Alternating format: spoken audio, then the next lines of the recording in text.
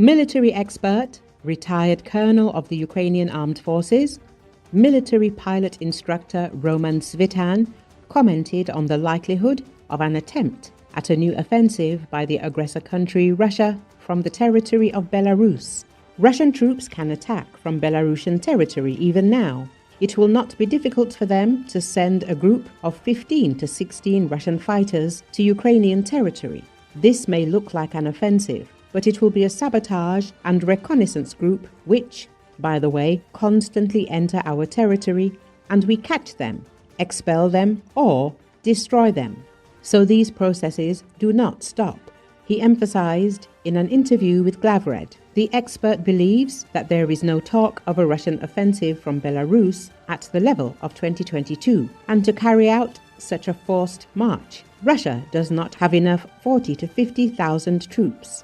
For Russia to be able to move on Kyiv from Belarus, it needs a roughly 300,000 strong group of troops. Only then will there be any sense in such a movement. Otherwise, they simply won't crawl to Kyiv. This is no longer 2022, and now we have quite serious fortifications there.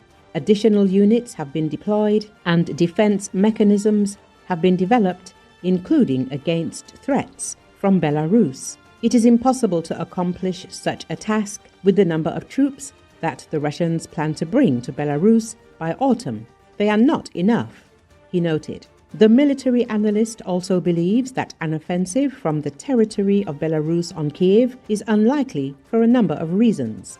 The first one, who will lay down his life and prevent Russian troops from moving towards Ukraine from Belarusian territory, is Lukashenko.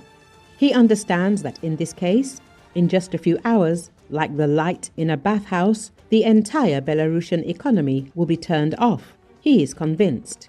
Svitan added that the Ukrainian army can reach all objects of the Belarusian economy that operate in military mode, and therefore are military objects for Ukraine.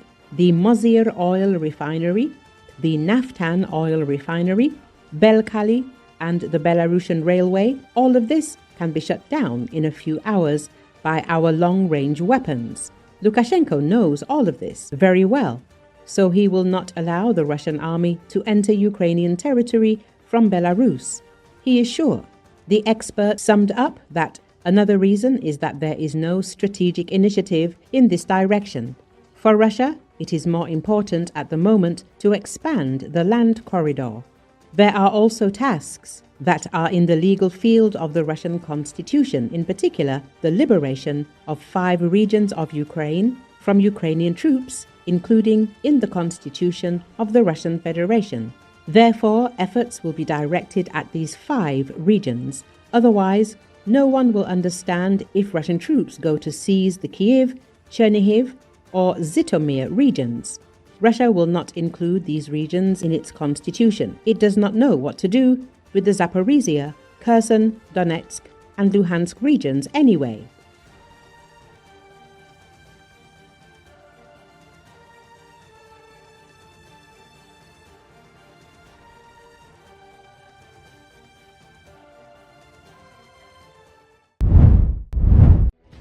The United Kingdom will deliver more than 5,000 air defense missiles to Ukraine, the British government announced in a statement on Thursday.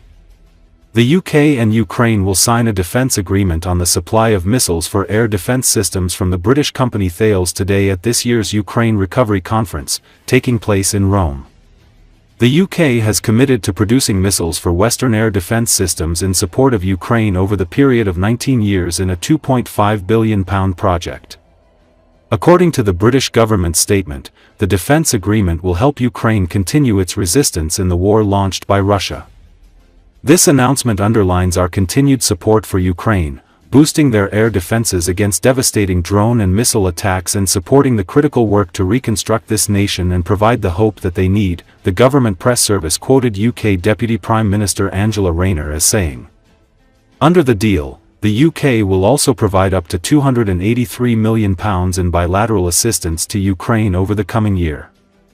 Additionally, £10.5 million will be allocated for the governance reform program and up to £1 million to support Ukraine's Green Transition Office in the 2025 to 2026 financial year.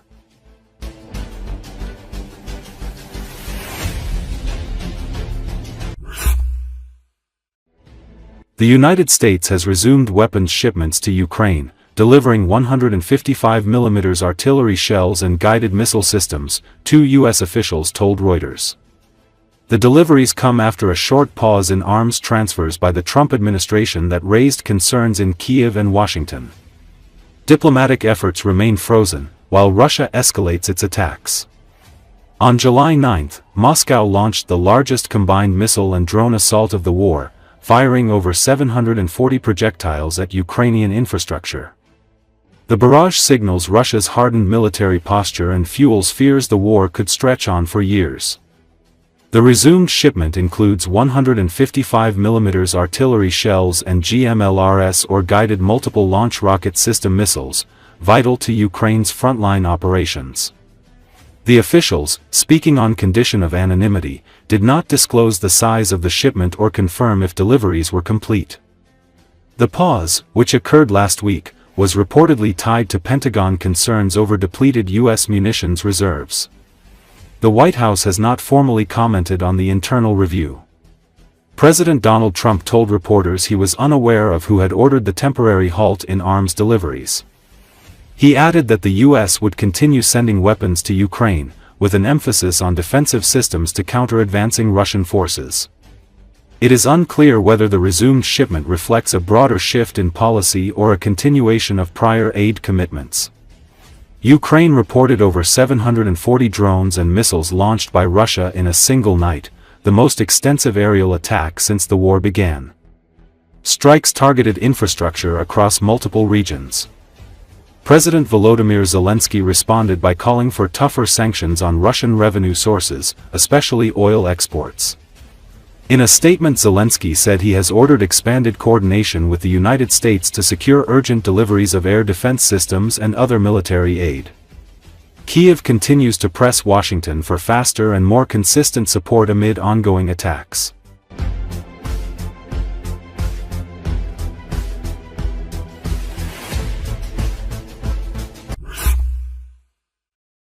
German Chancellor Friedrich Merz on Thursday urged the U.S. to "stay with us" on Ukraine, as he addressed the fourth annual conference on Ukraine's recovery in Rome.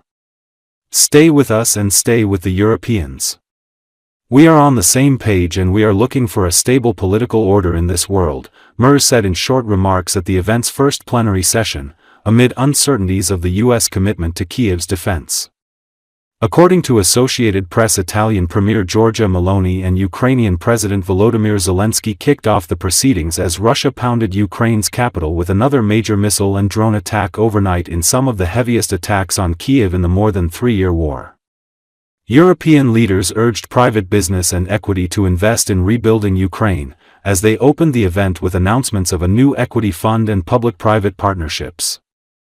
The conference is expected to finalize individual deals of guarantees and grants to unlock more than €10 billion in investments, Meloni said. Italian organizers said 100 official delegations were attending and 40 international organizations and development banks. But there were also 2,000 businesses, civil society, and local Ukrainian governments sending representatives. They are participating in a trade fair, complete with booths, on the grounds of the ministerial-level meeting at Rome's funky new, Cloud, conference center in the fascist-era Euro neighborhood. It's the fourth such conference on Ukraine's recovery, with earlier editions in Lugano, Switzerland in 2022, London in 2023 and Berlin last year.